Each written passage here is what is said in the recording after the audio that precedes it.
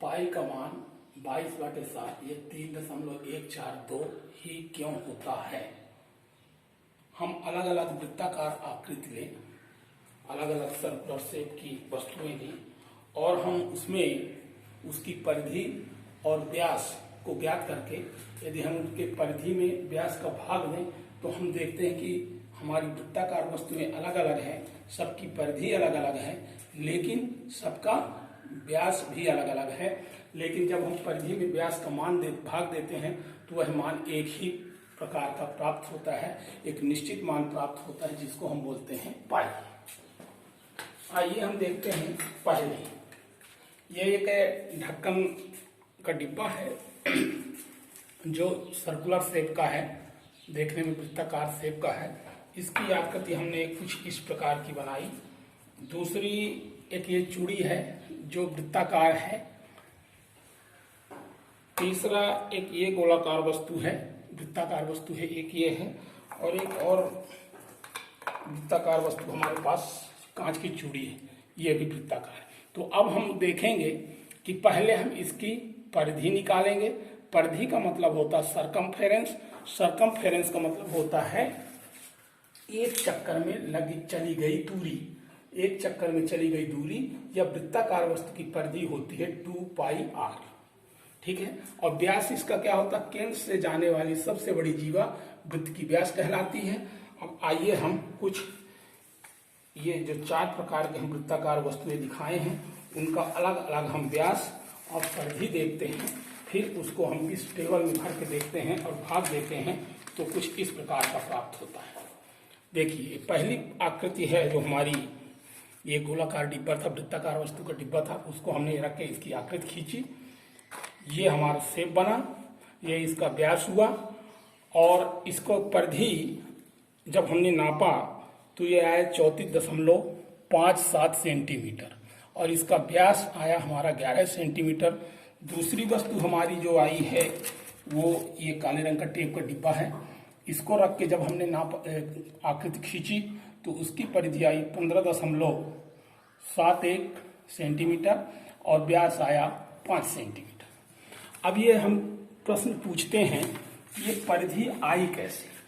परिधि ज्ञात करने का बहुत ही आसान तरीका है। एक हमारा ड्राइंग धागा है, ड्राइंग धागा को हम एक सिरे पर रखेंगे, ऐसे ये रखें और इसको धीरे धीरे ये एक चक्कर लगाएंगे। जैसे ये एक चक्कर फिनिश हुआ उसको हमने ये छोड़ दिया और इसको स्केल से नाप लिया। हमारी स्केल भी यहीं कहीं है, देखते हैं, ये है स्केल। इस स्केल को ऐसे रख के ये 30 सेंटीमीटर की स्केल है और इसको नाप लेंगे। नापने से हमको जो परिणाम प्राप्त होगा वह मिलेगा हमारा 34.57 सेंटीमीटर, ठीक है। तो इसकी परिधि आई। अब हम लिखते जा रहे हैं। पहली आकृति का परिधि है 34.57, व्यास है 11 सेंटीमीटर, व्यास है 11 सेंटीमीटर।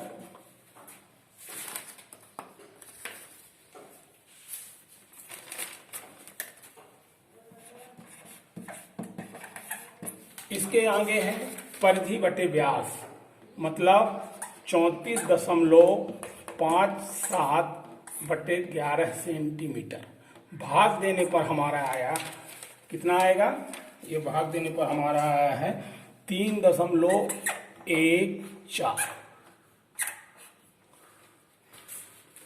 दूसरी आकृति हमारी जो है दिख रही है, ये दूसरी आकृति है, टेप का पैकेट है, इसकी आकृति हमने बनाया और इसकी परिधि हमारे सामने है 15.71 सेंटीमीटर और इसका व्यास जो है हमारे पास 5 सेंटीमीटर है। इसका भाग देने पर हमको प्राप्त हुआ 15.71, ये परिधि हुए और बटे 5, भाग देने पर हमारा आया, ये आ गया 3.142। चूंकि यह एक अनुपात है इसलिए इसमें सेंटीमीटर नहीं होगा, अनुपातिक राशियों की कोई यूनिट नहीं होती है, इस चीज को ध्यान रखेंगे। तीसरी आकृति हमारी जो थी, ये दो चूड़ी थी अलग अलग नाप की, एक ये थी लाख की है और एक कांच की छोटी सी चूड़ी है। तो इनकी आकृति को हम इस टाइप से बनाए।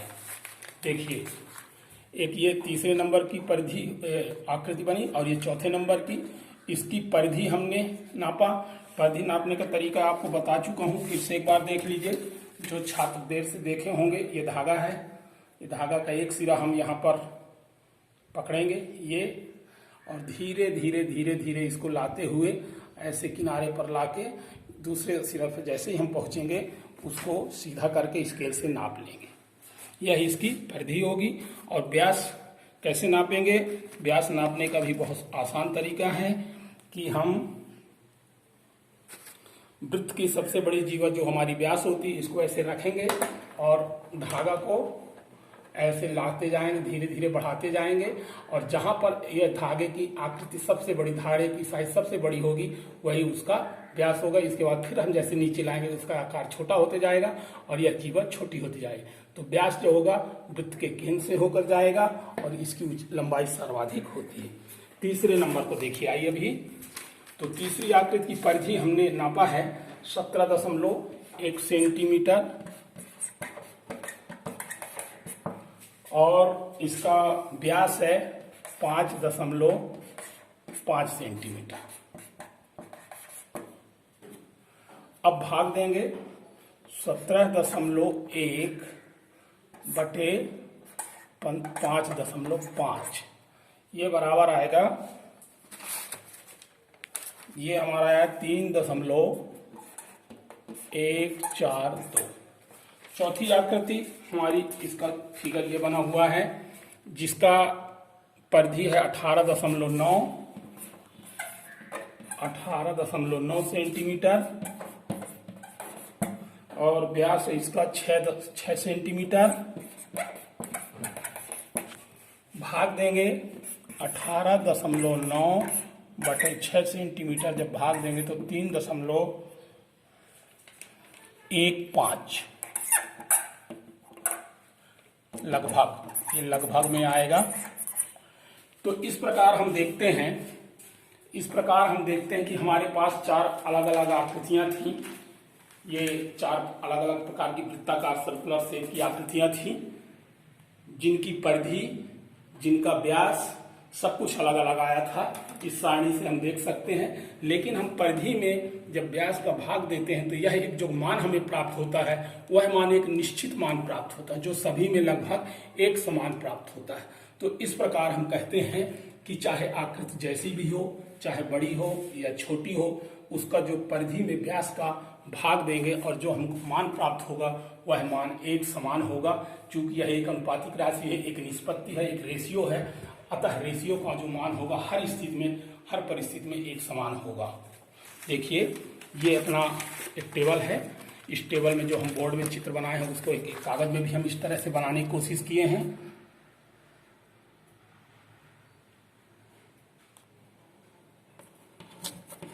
ये हमारी चारों आकृतियां हैं, फिर से एक बार गौर करें।